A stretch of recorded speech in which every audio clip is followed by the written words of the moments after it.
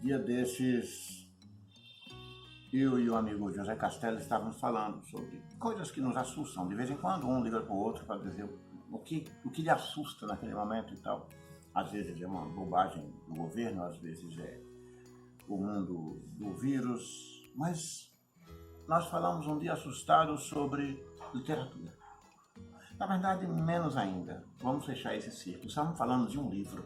Este livro, Atlas do Corpo e da Imaginação, de Gonçalo M. Tavares. E eu até falei isso em um canal de, não sei onde é, Instagram, eu acho, de que esse é um livro impossível de ser lido completamente. E Castelo também concordava nisso, de que livro poderoso é este. E este livro poderoso é só parte da obra do Gonçalo, que talvez eu possa conversar um pouco aqui, não sei que tempo tem.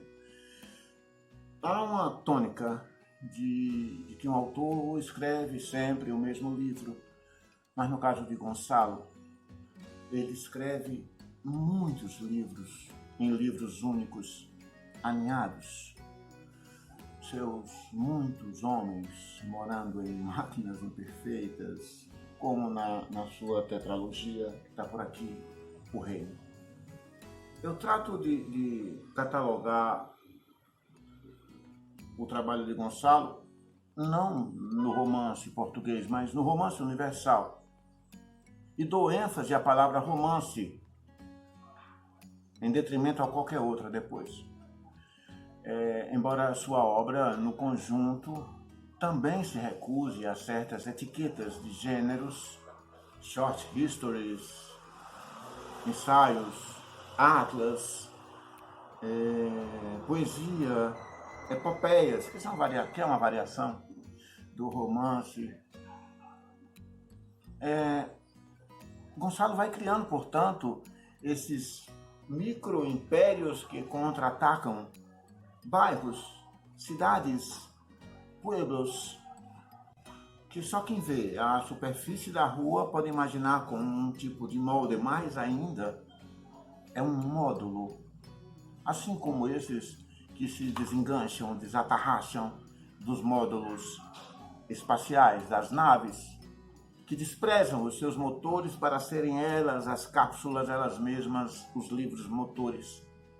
Isso é muito rico quando eu penso na obra de Gonçalo, sobretudo em relação a esse tipo de investigação, que é a natureza humana, assim como uma epopeia interestelar. Falo dos seus romances porque eu li quase todos, não sei se li todos,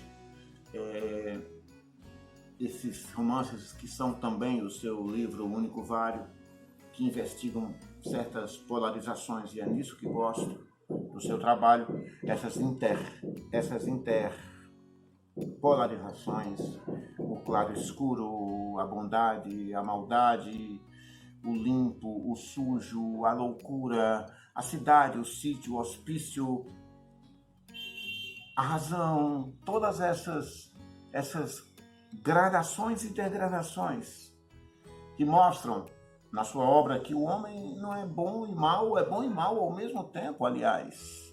Bom e mal ao mesmo tempo. E que cada uma dessas gradações de cinza, preto e branco também são muito extremas. E ele deixa isso muito claro, a partir de cada detalhe que ele explora. E é de novo o reino não só do universo, mas do metaverso, para ficar em linguagem mais atual, do extravagante, do fora de órbita, ou, por isso, exorbitante, na única e conturbada natureza humana. Outro ponto importante que vejo na sua literatura é a sua não filiação também às tendências ou ideia de um tipo de romance de ideias ou subideias que avança no Brasil, por exemplo. Um sub-sartrianismo do qual Gonçalo sabe sabiamente fugir. Seus livros têm facção política, têm facção ideológica, mas em vez do discurso ou do chatíssimo retoricismo da literatura atual, de todas as ilhas, de todos os continentes, ele mostra um personagem, por exemplo, esmagando um inseto, esmagando uma borboleta ou uma mariposa. Porque é bela também a mariposa, a borboleta esmagada. E ali em meia página, ali em 3 orações, ele me diz mais dos autoritarismos, das aristocracias, dos holocaustos, ou de quaisquer reflexões sobre a violência. Isso levando em conta as centenas de romances, de vitrines ou montras das editoras comerciais, de autores e autoras opinativos, oportunistas. Mas Gonçalo também é um autor de sucesso, no sentido da palavra na língua portuguesa, no sentido positivo. Talvez dos mais sucedidos, não é? Talvez dos mais sucedidos do mundo. E não há nenhum demérito nisso, pelo contrário, é assim que deve ser. Brindemos essa literatura. Mas, de novo, mesmo diferente de todos os autores de sucesso que eu conheço, essas escolhas de Gonçalo, elas resultam num projeto literário ou de uma estética particular muito, muito valiosa.